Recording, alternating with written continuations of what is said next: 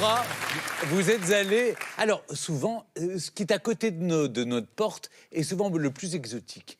Je suis partie en Belgique, à Bruxelles, parce que j'adore cette ville. Oui. Et je suis partie rendre visite à Niels et sa femme Amélie, qui ont 3 merveilleux enfants. Et j'ai tenté effectivement de savoir comment ils vivaient. On regarde. Direction la Belgique. Si Bruxelles compte plus d'1 million d'habitants, elle est la capitale bouillonnante de 500 millions d'Européens. J'ai la chance d'être accueillie ce matin par Niels, sa femme Amélie et leurs 3 enfants. C'est parti, je suis sur Aix.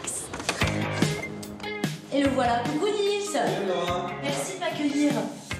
Donc ça c'est quoi? C'est une espèce de lunchbox. Tous les matins, les enfants, déjà, ils ont une collation saine. C'est quoi une collation saine? Et donc, en fait, c'est des légumes ou des fruits. Ouais. Et il y a un enfant qui est chargé d'en ramener pour toute la classe le matin. Et c'est à tour de rôle comme ça, tous les jours. Alors, qu'est-ce qu'il y a dans un frigo bruxellois? Ah oui, effectivement, il y a quelques bières. Je vous reconnais bien là, ça c'est vraiment votre côté belge. 8h15, il est l'heure de prendre le chemin de l'école qui ferme ses portes à 8h40. Et sur le trajet, aux surprises. Niels, est-ce que tu peux m'expliquer ce qui se passe en Belgique au niveau des déchets? Le ramassage des déchets se fait avec, dans la rue directement, il n'y a pas de benne en fait. Donc c'est assez étrange.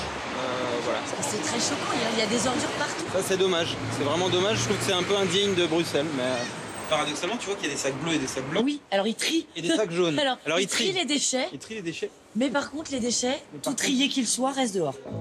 Après avoir déposé les enfants à l'école, nous allons retrouver le collègue de Niels. Et pour cela, on va utiliser le moyen de transport à la mode à Bruxelles. Bon les gars, donc ça part en trottinette dans Bruxelles.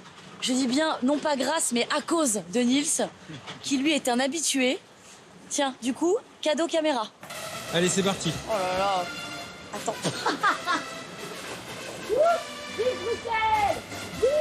On compte un peu plus de 200 trottinettes électriques dans la capitale belge. La location coûte 1 € les 4 minutes. Alors, c'est l'heure du déj. Niels, on va manger où? Au Brassin, c'est un petit restaurant typiquement belge où on peut déguster carbonade flamande. Oh là là. Et c'est parti. Et bon appétit, bien sûr. Alors, on va goûter le stou. Donc, qui est en fait une petite purée. Ouais, à mon avis. Bon, excusez-moi, je vous laisse, je vais me régaler là. En milieu d'après-midi, retour à la maison, Niels a monté sa société et travaille donc parfois de chez lui. Donc là, on est en plein après-midi. On a fait un petit repassage par la maison. Et on essaye de voir ce qui se passe à la télé en Belgique. Vous avez vachement de chaînes, non? Ouais, on a pas mal de chaînes et notamment on capte les chaînes françaises parce qu'il y a beaucoup d'expats et de Français. D'accord. Après, ce qui est très important, c'est que ici, les programmes sont en anglais sous-titrés en fait. C'est ça la différence avec la France, quoi. Je suis pas sûr qu'ils soient tous sous-titrés. Mais en tout cas, c'est vrai qu'il y a moins une protection, je pense, de la francophonie qu'en France. Donc c'est vrai que les gens qui ont 20 ans que je connais, ils parlent très bien anglais, ils ont une bonne prononciation et on sent qu'ils ont été un peu plus bercés que le français du même âge. Ouais.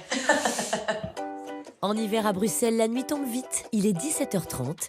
Niels va récupérer ses enfants à l'école et moi, je rentre à Paris. Niels, merci. Avec plaisir. Vraiment, Hein. vous m'avez accueilli à bras ouverts, toi et ta petite famille.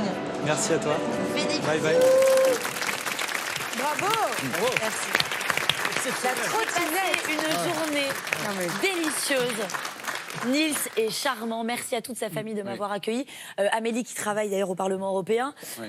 Non, ce qui m'a vraiment marqué. Les poubelles, écoutez Alors, quand même. alors ça, Non, mais moi, ça vous a pas choqué, vous? Si, quand même. Non, mais Surtout c'est- que s'il y a des rats ou des oiseaux, il va y avoir après. Ils vont déchirer le sol.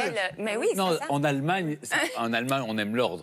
Donc, il y a des bennes, des poubelles. Et il n'y a pas de rats et pas des oiseaux. Non. Non, mais ce qui est fou, c'est qu'ils recyclent. Non, ils refusent. Les rats Attends, refusent d'aller à en Bruxelles, Allemagne. ils recyclent leurs déchets, donc ils sont hyper bons élèves là-dessus. Mais par contre, une fois que c'est tout bien trié, il faut tout Dans la dehors. rue. C'est quand même très spécial. Très spécial. Donc l'été, il y a des odeurs absolument hallucinantes dans les rues. Tous les Belges se plaignent. Ça, c'est un système qui ne fonctionne pas du tout. En Roumanie, il n'y a aucun problème de ramassage des ordures? Écoutez, dans les grandes villes, ça fonctionne très bien. Et dans les petites villes, c'est encore parfois à nous, en fait, d'aller amener C'est à ces déchets. décharge. Exactement. C'est à décharge. Donc tout le monde s'y met et on essaye de garder les choses. À Luxembourg, tout fonctionne merveilleusement. Oui, mais en plus, c'est vrai, c'est un Stéphane qui pays vraiment supervise. très propre. Il n'y a pas de déchets. Non, il y a pas de déchets. Ça fait longtemps qu'on ne jette plus rien. Non, les Françaises ne font ni caca ni pipi. Non, non, non,